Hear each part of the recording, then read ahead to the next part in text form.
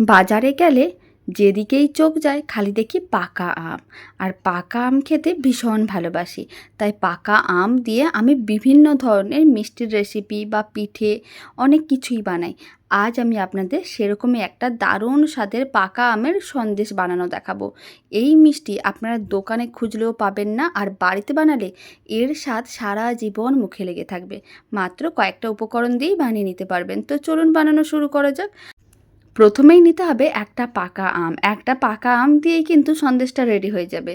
তাই পাকা আমটাকে প্রথমে খুব ভালো করে জল দিয়ে ধুয়ে পরিষ্কার করে নিতে হবে, পেছনের অংশটা কেটে বাদ দিয়ে। তারপরে আমটাকে ঠিক এইভাবে স্লাইস করে কেটে নিতে হবে। আমের পাল্প রেডি করার জন্য ঠিক এইভাবে আমটাকে কেটে নিলে পাল্পটা তৈরি করতে সুবিধা হবে। এখন একটা মিক্সির জার নিয়েছি আর স্লাইস করা আমের একটা টুকরো নিয়ে নিলাম। তারপর একটা চামচ নিতে হবে। চামচের সাহায্যে ঠিক এইভাবে আমের টুকরোর থেকে আমটাকে তুলে নিতে হবে আর খোসাটা আলাদা করে নিতে হবে। আবারও আমি আপনাদের দেখিয়ে দিচ্ছি, এইভাবে করতে পারেন, নাহলে পুরো আমের খোসাটাকে ছাড়িয়ে তারপর টুকরো টুকরো করে কেটে নিতে পারেন। আপনাদের যেটা সুবিধা হবে সেইভাবে আমটাকে তুলে নিতে হবে। পাকা আমের মিষ্টি খেতে ভীষণ ভালো লাগে। এবার আঁটির সাইডেরও অংশগুলোকে তুলে নিয়েছিলাম। এখন মিক্সির জারের মধ্যে দিয়ে দিচ্ছি মেজারিং কাপের হাফ কাপের মতন চিনি। এখানে 100 গ্রাম চিনি আছে। ঢাকনাটা বন্ধ করে দিতে হবে। খুব ভালো করে পেস্ট করে নিতে হবে। কোনো রকম জল দেওয়ার দরকার নেই, এইভাবেই পেস্ট করে নিতে হবে। আমের পাল্প একেবারেই রেডি। আর আপনারা দেখুন মিশ্রণটা একেবারেই মসৃণ। আপনারা চাইলে একটা ছাঁকনি দিয়ে ছেঁকে নিতে পারেন, তবে মিশ্রণটা যেহেতু মসৃণ তাই আমি এইভাবে রেখে দিলাম। এখন মিশ্রণটাকে একটা কড়াইয়ের মধ্যে নিয়ে নিতে হবে। পুরো মিশ্রণটাই নিয়ে নিয়েছিলাম। ফ্লেমটা লোতে ছিল, এখন ফ্লেমটা মিডিয়াম টু হাইতে করে দিচ্ছি। এখন মিশ্রণটাকে 3 থেকে 4 মিনিট এইভাবে মিডিয়াম টু হাই ফ্লেমে নাড়াচাড়া করতে হবে। তাহলেই দেখতে পাবেন যে খুব সুন্দর একটা কালারে চলে আসবে। আর এইভাবে আমের মিশ্রণটাকে একটু নাড়াচাড়া করে নিলে খেতে কিন্তু দারুণ লাগবে। যে কোনো মিষ্টির রেসিপিতে এইভাবে আমের পাল্পটা রেডি করে দিয়ে দেখবেন, দারুণ লাগবে খেতে। আর বানানো এতটাই সহজ, বাড়িতে একবার বানালে কোনোদিন দোকানে খুঁজবেনও না, আর যখনই বানাবেন বাড়িতেই বানিয়ে নিতে পারবেন। যে কেউ খুব সহজেই বানিয়ে নিতে পারবেন, কোনো রকম ছানা বানানোর ঝামেলা ছাড়াই এরকমই একটা মিষ্টি বাড়িতে খুব সহজে রেডি করা যায়। না দেখলে বিশ্বাসই করতে পারবেন না। প্রায় 3 মিনিটের মতন নাড়াচাড়া করে নিয়েছিলাম। আপনারা দেখুন মিশ্রণের কালারটা কেমন চেঞ্জ হয়ে গেছে আর ট্রান্সপারেন্ট হয়ে যাচ্ছে। এখন ফ্লেমটা একেবারেই লোতে করে দিতে হবে। কড়াইয়ের মধ্যে দিয়ে দিতে হবে হাফ লিটার দুধ। এখানে আমি প্যাকেট দুধ নিয়েছি। হাফ লিটার প্যাকেট দুধ আমি দিয়ে দিলাম। ফ্লেমটা লোতেই রাখতে হবে। তারপরে খুব ভালো করে আমের পাল্পের সঙ্গে দুধটা খুব ভালো করে মিশিয়ে নিতে হবে।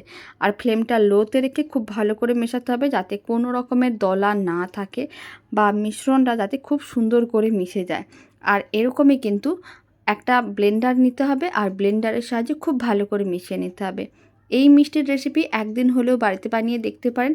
আশা করি এই পুরো আমের সিজনে আরও 4-5 বার বানাতে মন চাইবে। লো ফ্লেমে খুব ভালো করে মিশিয়ে নিয়েছিলাম। এখন হাফ কাপের মতন গুঁড়ো দুধ দিয়ে দিলাম। প্রায় 50 গ্রামের মতন গুঁড়ো দুধ দিয়েছি। গুঁড়ো দুধটাও খুব ভালো করে মিশিয়ে নিতে হবে। খুব ভালো করে গুঁড়ো দুধ মিশিয়ে নিতে হবে, আর ফ্লেমটা লোতেই রাখতে হবে, কারণ লো ফ্লেমে গুঁড়ো দুধ মেশালে কোনো রকমের দলা হয় না। যদি ফ্লেমটা মিডিয়াম বা হাইতে থাকে তাহলে কিন্তু গুঁড়ো দুধগুলো দলা পাকিয়ে যেতে পারে। তাই ফ্লেমটা একেবারেই লোতে রেখে খুব ভালো করে মিশিয়ে নিতে হবে। আপনারা দেখুন গুঁড়ো দুধ খুব ভালো করে মেশানো হয়ে গেছে। এখন দুধের মিশ্রণটাকে খুব ভালো করে ফুটিয়ে নিতে হবে। আর এইভাবে দুধের মিশ্রণটাকে খুব ভালো করে ফুটিয়ে নিলেই আপনারা দেখতে পাবেন দুধটা অল্প অল্প ছানায় পরিণত হয়ে যাচ্ছে, মানে ছানাটা কেটে যাচ্ছে। আর এই সময় আমি 2 ফোঁটার মতন ম্যাঙ্গো এসেন্স দিয়ে দিলাম। যেহেতু পাকা আমের মিষ্টি বানাচ্ছি তাই অল্প একটু ম্যাঙ্গো এসেন্স দিলাম। তবে ম্যাঙ্গো এসেন্সটা একেবারেই অপশনাল, আপনারা চাইলে দিতেও পারেন, নাও দিতে পারেন। তবে অল্প একটু ম্যাঙ্গো এসেন্স দিলে মিষ্টির স্বাদ ও গন্ধ দুটোই খুবই ভালো আসবে। তবে এটা একেবারেই অপশনাল, আপনারা যে কোনো সুপার মার্কেট আর না হলে কেকের দোকানে খুব সহজেই পেয়ে যাবেন। এখন আমি কিছুটা মিশ্রণ তুলে তুলে দেখাচ্ছি। আপনারা দেখুন এইভাবে কিন্তু দুধটা ছানায় পরিণত হয়ে যাচ্ছে, মানে দানা দানা হয়ে কেটে যাচ্ছে। ঠিক এইভাবে যদি মিষ্টিটা রেডি করা হয়, কোনো রকম ছানা বানানোর ঝামেলা ছাড়া এইভাবেই কিন্তু মিষ্টিটা খুব কম সময়ের মধ্যে রেডি হয়ে যাবে। এখন মিশ্রণটাকে আরও 2 মিনিটের মতন ভালো করে ফুটিয়ে নিতে হবে। মিশ্রণটা আগের থেকে আরও একটু ঘন হয়ে যাচ্ছে, আর আপনারা দেখুন খুব সুন্দরভাবে ছানাটাও রেডি হয়ে যাচ্ছে। এখন ফ্লেমটা আবারও মিডিয়াম টু হাইতে করে দিতে হবে। আর একবার মিশ্রণটাকে ভালো করে ফুটিয়ে তারপরে ফ্লেমটা একেবারেই লোতে করে দিতে হবে। আর লো ফ্লেমে করে মিশ্রণটার মধ্যে দিয়ে দিতে হবে বেশ কিছুটা পরিমাণ নারকেল কোড়া।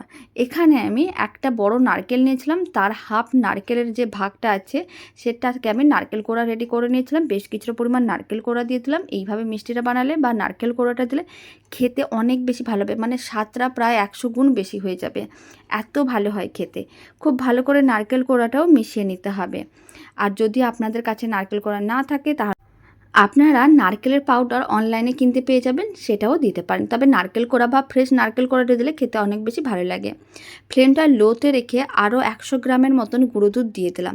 খুব ভালো করে মিশিয়ে নিতে হবে। আপনারা চাইলে খোয়া ক্ষীর দিতে পারেন, যেহেতু খোয়া ক্ষীর সবসময় বাড়িতে থাকে না বা খোয়া ক্ষীরটা বাড়িতে সবসময় রাখা যায়ও না, তাই গুঁড়ো দুধটা কিন্তু সবার বাড়িতে সবসময় থাকে, তাই এইভাবে গুঁড়ো দুধও দিয়ে দিতে পারেন।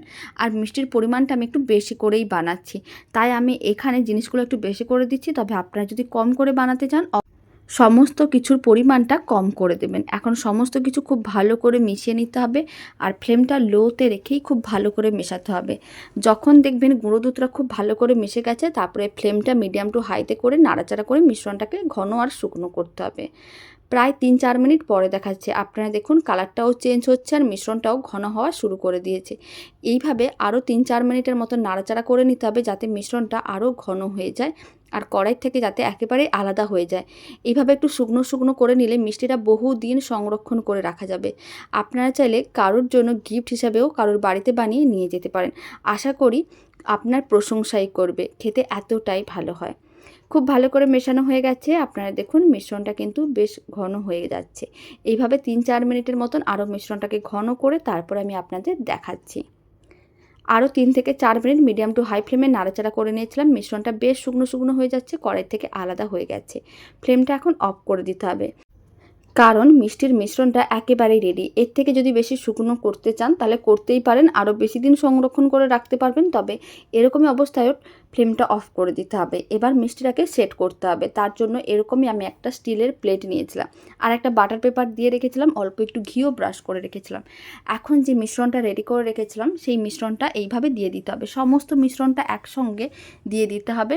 আর বাটার পেপারটা দিয়ে রাখলে মিষ্টিটা ডিমোল্ড করতে সুবিধা হয়। আপনারা চাইলে বাটার পেপার দিতেও পারেন, নাও দিতে পারেন, তবে বাটার পেপার দিলে অনেক বেশি তাড়াতাড়ি মিষ্টিটা ডিমোল্ড হয়ে যাবে। সমস্ত মিশ্রণটা দিয়ে দেওয়ার পরে আর গরম অবস্থায় সমস্ত মিশ্রণটা দিতে হবে। সমস্ত মিশ্রণটা দেওয়া হয়ে গেছে। এবার হাতাটা নিয়ে ঠিক এইভাবে ভালো করে চারিদিকে ছড়িয়ে নিতে হবে। আমি কিন্তু এখানে মিষ্টিটা বেশ অনেকটা পরিমাপ বানাচ্ছি, তবে আপনারা চাইলে কম করে বানাতে পারেন প্রথম দিনের জন্য, পরে যখন আপনারা বেশি করে বানাতে চাইবেন আবারও বানিয়ে নিতে পারেন। এইভাবেই কিন্তু খুব ভালো করে মিশ্রণটা চারিদিকে ছড়িয়ে নিতে হবে। আর গরম অবস্থায় ছড়াতে হবে, ঠান্ডা হয়ে গেলে মিষ্টির মিশ্রণটা জমাট বেঁধে যাবে। তাই খুব ভালো করে গরম অবস্থায় এইভাবে সাইডগুলোকেও সমান করে নিতে হবে, এতে মিষ্টিটা দেখতে দারুণ সুন্দর লাগবে। খুব ভালো করে মিশ্রণটা ছড়ানো হয়ে গিয়েছিল। এখন অল্প করে একটু পেস্তার গুঁড়ো নিয়ে নেব। পেস্তার গুঁড়োটা এইভাবে ওপরে ছড়িয়ে দিতে হবে। পেস্তার গুঁড়ো এইভাবে ওপরে একটু ছড়িয়ে দিলে মিষ্টিটা দেখতে ভালো লাগবে।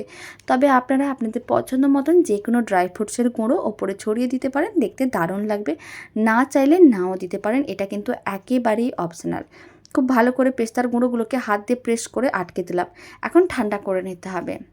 প্রায় 3 ঘন্টার মতন রেখে ঠান্ডা করে নিয়েছিলাম। আপনারা দেখুন মিষ্টির মিশ্রণটা ভালো করে সেট হয়ে গেছে। এবার আমি মিষ্টিটাকে এরকমই শেপে কেটে নেব, মানে আমি এখানে চৌকো পিসে কাটবো। তার জন্য একটা ছুরি নিয়ে নিয়েছি। ছুরির সাহায্যে প্রথমে ঠিক এইভাবে লম্বা করে কেটে নিতে হবে।